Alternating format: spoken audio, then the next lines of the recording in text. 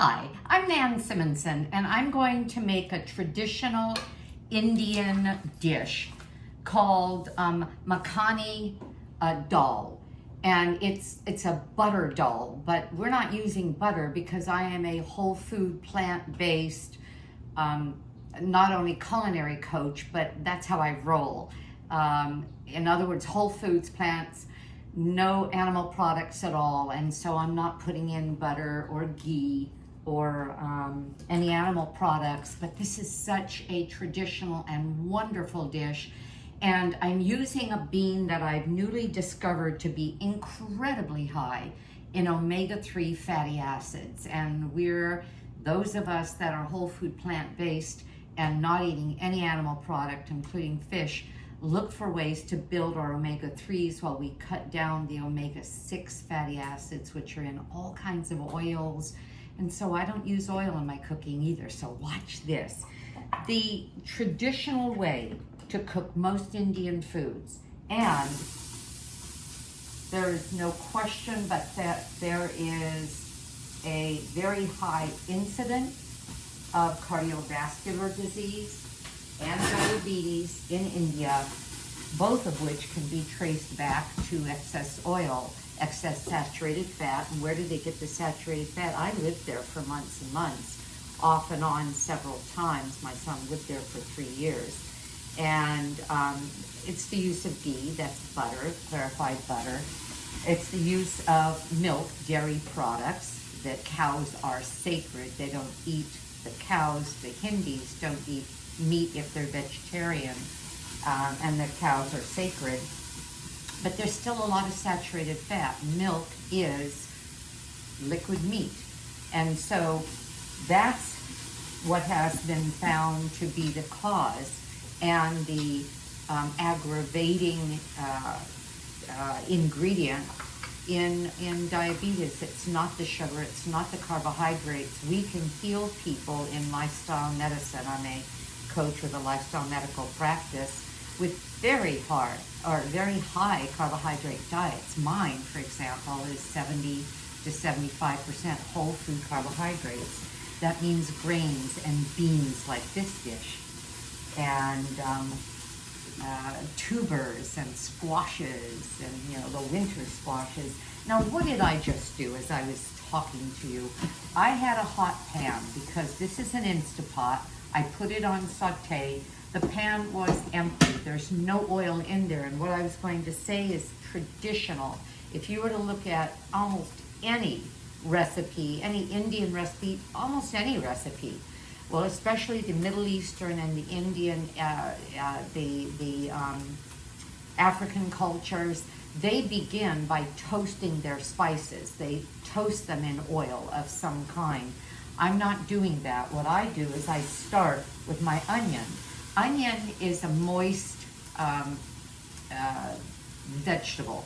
It's from the allium family, and it's the most moist of them. I have chopped garlic here that's also from the allium family, but it's much drier, and instead of toasting it, it tends to burn and it gets bitter when it does that. Well, onion will do the same, but in a dry pan, a hot, dry pan, I'm stirring it around. The moisture is coming out of the onion and it's causing it to caramelize, which is really lovely because that's where we get a lot of flavor. And see, that's how I'm going to toast the spices. Most Indian recipes will call for things like cumin, coriander, ginger, turmeric, maybe this, garam masala, which is a combination of a lot of that plus some other flavors. Coriander, cumin, cloves, cinnamon, cardamom, yum yum. And it gives that distinct Indian flavor. When I went to buy these beans, these Urad dal beans, at an Indian store yesterday, they had a buffet of cooked foods. The problem is all of those cooked foods were made with a massive amount of ghee. And there were a number of things I would have loved to have had. Their potato vegetable dishes, their paneer. Well, paneer is cheese, but they're spinach dishes. But they have way too much oil. So instead, I'm lightly browning, I don't know if you can see that, my onion, and it's just starting to stick to the pan, in which case I'll put the smallest amount. If I had a tablespoon here, you would see I'm throwing in just a tablespoon or two to deglaze the bottom of the pan, to keep it from sticking and burning. And when you deglaze, you kind of bring out a bit more of that caramelization that we want. Oh, I see what that was doing. It was telling me that the saute function was going off because it was timed, and I didn't realize that. Okay, now it's getting hot again. So what I'm going to do is I'm going to put in those seasonings. I even have something in here called fenugreek. You don't have to have that. I'm going to list the seasonings that I used, and you can just stick with some of the basics like cumin, coriander, turmeric. You could put in a curry if you wanted to, although in all cultures that do curries, every curry has a slightly different combination, just like garam masala has a different combination depending on whoever it is that is making it. So I'm going to use, and I just grow my own bay leaf, and so I'm going to throw in a bay leaf, I'm going to throw in a cinnamon stick, I'm putting in here the combination of my seasonings, including, I'll put in the, well, yeah, I'll put in the garlic now. I was going to say I don't want to burn it, but I'm not going to leave it in long enough to get burnt. And then I'll put in my seasonings, and what they're going to do is they're going to require me to take this off of the heat pretty soon, because they will, if there was a lot of oil, they would bubble up and they would be basically fried in the oil. Because this pan is dry, see if you can see this, they have somewhat already begun, can you see that? To stick to the bottom of the pan. So I'm going to put in a little bit more water, but I want them, oh, this is what I'm waiting for. That the flavor of the toasting ginger and coriander and cumin and the garam masala with all of its wonderful flavors, like the cardamom. A couple of tablespoons of water, that's it. Now it's bubbling up, again deglazing in the pan. Now what am I going to add to the rest of this dish? So simple. These are the beans after I've soaked them overnight. These are the beans before I soak them. They basically, that's how small they are. Now look, I don't know if you can see the difference. They've doubled in size. Now I didn't have to soak them before I put them in the Instant Pot. I could have put them in the Instant Pot and cooked them 35 minutes, cooked this whole thing 35 minutes.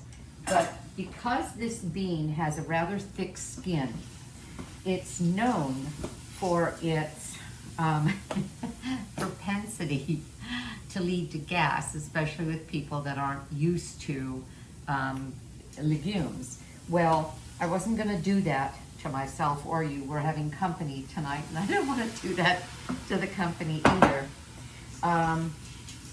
So I soaked it.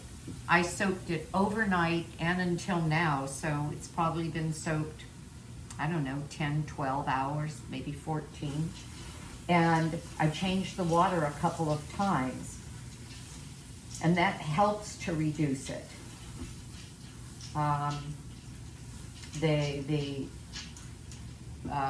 The propensity toward gas. I'm also, could have put in some fresh tomatoes, but instead I'm using fire roasted petite dice. That's just easier.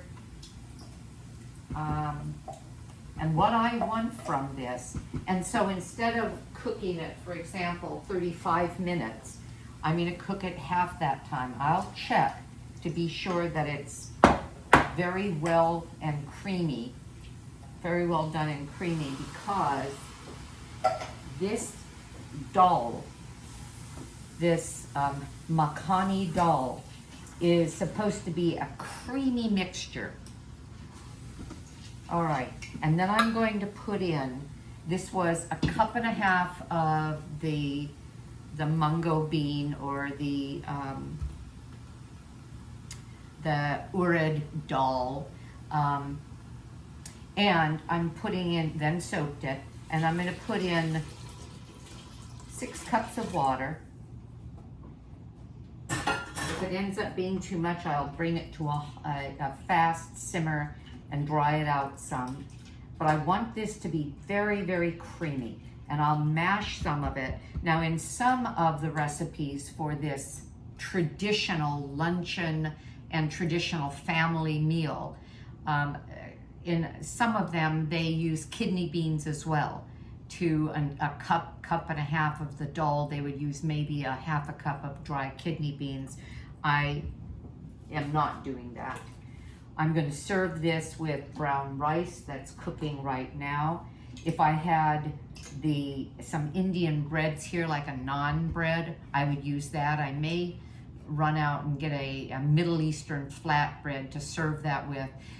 The lovely part of Indian cooking is that there are breads served with a lot of things, and you scoop up, and you do it in your right hand only, and there's a story behind that, but you scoop up the thicker dals and you eat them using the bread as not only a spoon but also a vessel to eat it with. And it's delicious. It's a wonderful way to experience a meal.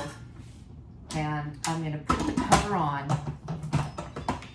There's, I think, nothing easier than an Instapot. I had mine for almost a year and didn't use it because it scared me. Too bad. I use it all the time now. At the end, I'm going to put in cashew cream. I'll show you when we're finished. And I'm changing this from saute to pressure cook. Let me turn off saute, turn on pressure cook. I'll come around this way. And I'm going to go ahead and set it. I think I'll set it for 18 minutes. Let me think. Yes, I'll set it for 18 minutes. If it's not ready when I open it, I'll set it again. But this should take care of it. And I think that's that. What I also want to say about this mung dal, or some people call it mungo bean, some people call it Urad dal. This bag that I got from the Indian store spelled it differently even. They spell it U-R-I-D instead of U-R-A-D, the way you see it in a lot of recipes. This is whole because it has the skin. This is a bean that has a white interior, a dark skin on the outside. This is that same bean split. Now, splitting means it'll cook just like split peas as opposed to whole peas, whole dried peas. It will cook much faster, and it doesn't have to be soaked, even though, because it has that thicker skin, I went ahead, I have a pot over there of it soaking because I'm going to make a risotto out of it. And when I do that, look for that, because that ought to be very interesting. I'm playing around with this. It will have a number of vegetables in it. It'll be very, very creamy.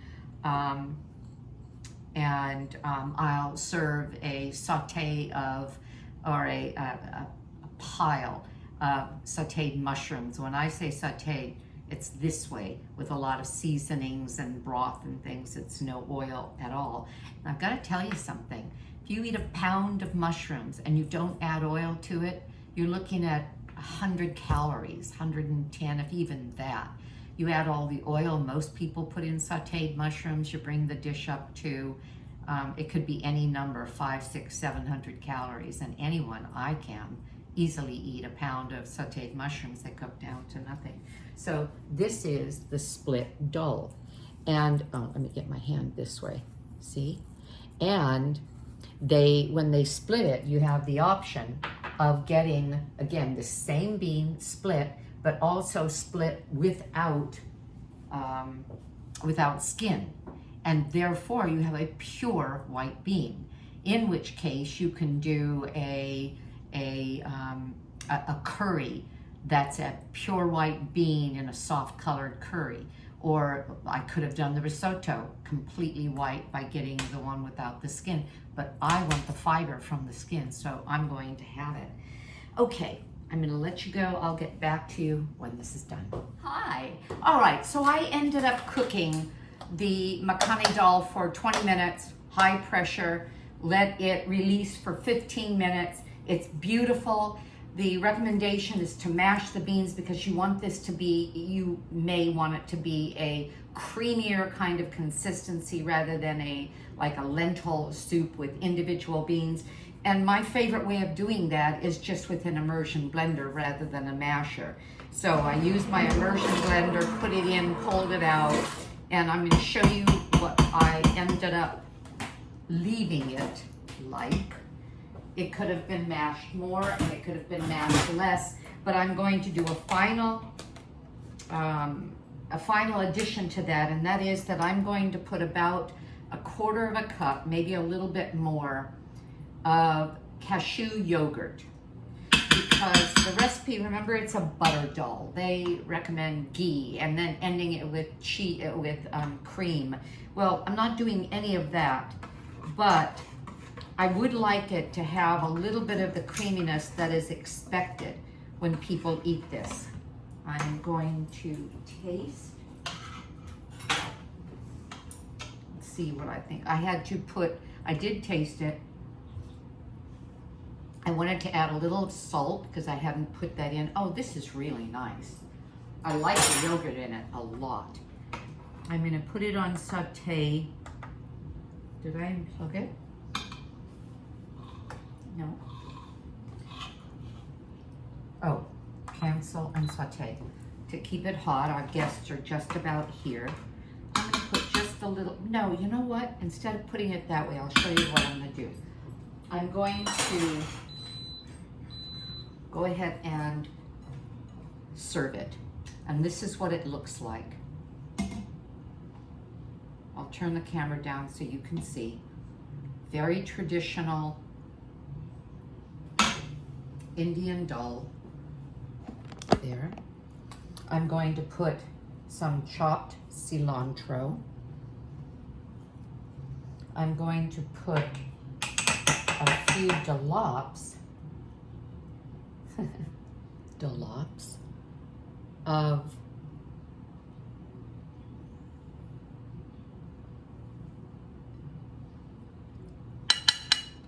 the yogurt, and voila, that's our dish tonight. I went to the store and got some flatbread because I couldn't find naan, and that's harder to find unless you're at an Indian restaurant. And we're going to have some steamed zucchini and some fresh grapes and a little bit of nice cream for dessert. That's ice cream made with fruit. So I think that's that. Thank you for being with me.